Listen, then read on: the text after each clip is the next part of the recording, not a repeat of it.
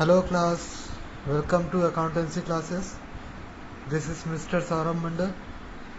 So as far we have started our partnership firm, we have learned how to prepare profit and loss appropriation account. हम लोगों ने देखा है कि कैसे profit and loss appropriation account बनाना है. आज हम देखेंगे in the absence of partnership deed. ठीक है, एब्सेंस ऑफ पार्टनरशिप डीड्स के रूल हम लोग पढ़ चुके हैं पहले भी. तो आज हम लोग एक क्वेश्चन सॉल्व करेंगे. ये आपका नवबोध बुक्स का क्वेश्चन नंबर 8. चलिए रीड करते हैं. On 1st January 2002, A and B started business in profit share partnership. No agreement was done, either oral or written. They employed 40,000 and 10,000 as capital. On 1st July 2002, A gave a loan of 5,000 to the firm. 1 जुलाई 2002 को A ने firm को loan दिया है 5,000 rupees का. ठीक है. On 1st May, A met with an accident and could not work up to 30th June. On 31st December 2002, the year profit was 16,800. हमारा ईयर एंडिंग कब हो रहा है? 31st दिसंबर 2002 को. ठीक है. A claims that, A claim कर रहा है कि फर्स्ट है he should be given 10% interest on capital and loan. A ने बोला कि मुझे 10% इंटरेस्ट ऑन कैपिटल और लोन पे 10% इंटरेस्ट मिलना चाहिए. Profit should be distributed in proportion of capital. Profit हम लोगों को कैपिटल के प्रोपोर्शन में डिस्ट्रीब्यूट करना चाहिए. अब बी बोलता है, B claims that 6% interest should be given on capital and loan. Second है equal distribution of profit should be done. ठीक है. तो हम लोग in absence of partnership deed में पढ़े हैं कि अगर पार्टनरशिप में डीड नहीं बनाया गया है तो पार्टनर्स को किसी भी तरीके का रेम्यूनरेशन, इंटरेस्ट ऑन कैपिटल नहीं दिया जाएगा, है ना. ए का क्लेम हमारे पास जो है 10% इंटरेस्ट ऑन कैपिटल देना चाहिए कि नहीं देना चाहिए, उसको इंटरेस्ट ऑन कैपिटल ही नहीं मिलना चाहिए. ठीक है. लोन का हम बाद में बात करते हैं. Profit should be distributed in proportion of capital. In absence of partnership deed profit is always distributed equally, है ना. तो ए का क्लेम गलत है दोनों ही. तो बी क्लेम कर रहा है 6% interest should be given on capital and loan. तो बी का क्लेम में से सही क्या है? 6% इंटरेस्ट ऑन लोन. लोन में 6% इंटरेस्ट दिया जाता है, इंटरेस्ट ऑन कैपिटल नहीं दिया जाएगा. Equal distribution of profit should be done. तो प्रॉफिट को भी हम इक्वली ही बांटेंगे. ठीक है. तो चलो इसको सॉल्व करते हैं. तो हमें क्या बनाने बोला जा रहा है? Solve the problem as per law and prepare profit and loss account. Profit and loss account बनाने बोला है, एप्रोप्रिएशन नहीं. तो इसलिए हम सारे चीज़ें डिस्ट्रीब्यूशन प्रॉफिट का प्रॉफिट एंड लॉस अकाउंट में ही बनाएंगे. ठीक है. तो चालू करते हैं हमारा क्वेश्चन. चौथा profit and loss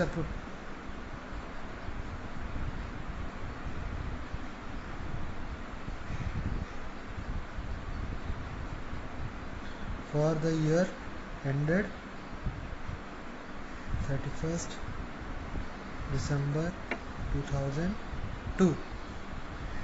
Particular amount.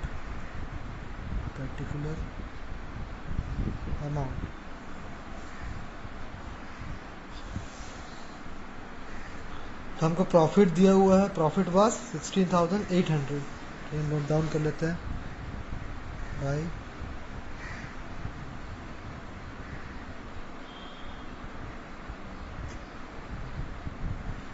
16,800. तो हम लोगों को इसमें इंटरेस्ट ऑन कैपिटल चार्ज नहीं करना है, इंटरेस्ट ऑन ड्राइंग चार्ज नहीं करना है. ड्राइंग्स भी दिए थे, लोन दिया था इसने 5,000 रुपये का, इस पर हम लोगों को इंटरेस्ट चार्ज करना है. तो सबसे पहले वर्किंग नोट बनाएंगे कि इस पर कितना इंटरेस्ट होता है. ठीक है. इसने लोन कब दिया था? 1 जुलाई 2002 को. So preparing working note.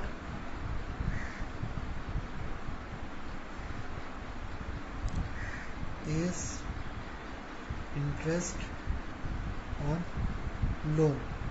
कितना अमाउंट दिया था उसने? 5,000 रुपीज़ का लोन दिया था। कितना चार्ज करेंगे? 6% के हिसाब से इंटरेस्ट देंगे। कितने महीने के लिए? कब दिया था उसने? 1 जुलाई 2002 को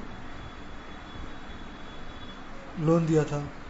1 जुलाई, तो जुलाई का भी इंटरेस्ट मिलेगा, यानी जुलाई, अगस्त, सितंबर, अक्टूबर, नवंबर, दिसंबर, 6 मंथ्स का हम इसको इंटरेस्ट देंगे 6/12।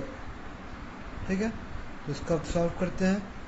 6 1 6, 6 2 12, 2 1 2, 2 3 6, 5 3 15, 150 रुपीज़। ठीक है, तो इंटरेस्ट चार्ज करते हैं। तो इंटरेस्ट कहाँ आता है? प्रॉफिट एंड लॉस अकाउंट के डेबिट साइड में। डेबिट और एक्सपेंसेस एंड लॉसेस, ये हमारे लिए क्या है? एक्सपेंस है। इन केस ऑफ लॉस भी हमें उसको इंटरेस्ट देना पड़ेगा, है ना। यहाँ पे लिखेंगे to interest on S loan, कितना? 150। कैसे कैलकुलेट हुआ है? यहाँ ब्रैकेट में डाल दो वर्किंग नोट 1। ठीक है, फर्स्ट वर्किंग नोट में हम लोगों ने कैलकुलेशन किया, तो वर्किंग नोट 1 से पता चल जाएगा कि कैसे कैलकुलेशन किया गया है। ठीक है, नेक्स्ट हम लोगों को कुछ भी नहीं देना है, इंटरेस्ट ऑन कैपिटल नहीं देना है, इंटरेस्ट ऑन ड्राइंग चार्ज नहीं करना है। अब प्रॉफिट डिस्ट्रीब्यूट करना है। तो हमारे पास प्रॉफिट कितना बच रहा है? 16,800। तो प्रॉफिट बचा हम लोग के पास कितना? इधर का टोटलिंग करेंगे तो 16,800। इनकम हमारा ज़्यादा है, एक्सपेंस हमारा कम है। एक्सपेंस है 150 रुपीज़ का, माइनस करेंगे तो 16,650 आएगा। ठीक है, अब डिस्ट्रीब्यूट करना है। तो डिस्ट्रीब्यूट के लिए दोनों ने क्लेम किया है। ए ने बोला कि कैपिटल रेशियो में बंटना चाहिए प्रॉफिट, बी बोलता है कि इक्वली बंटना चाहिए। तो आप लोग बताएंगे कि कैसे बंटना चाहिए।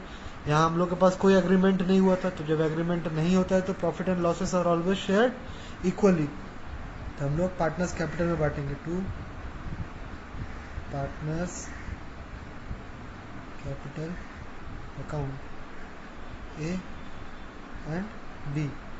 कितना कितना अमाउंट?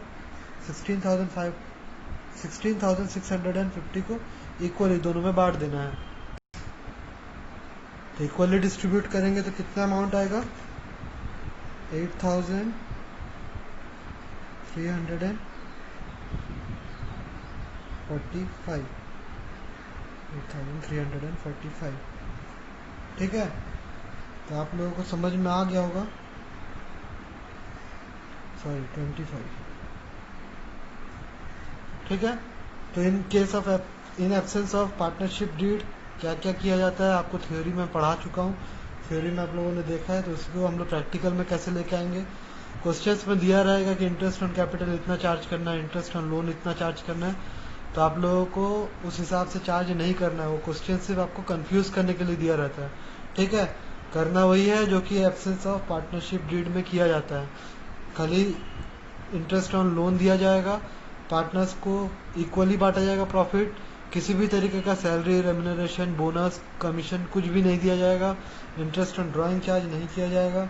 ठीक है, तो इस वीडियो को यहाँ ख़त्म कर रहा हूँ। नेक्स्ट वीडियो में हम लोग आगे का और क्वेश्चन देखेंगे, पार्टनर्स कैपिटल अकाउंट बनाना भी सीखेंगे। ठीक है, तब तक के लिए घर पे रहिए, सेफ रहिए।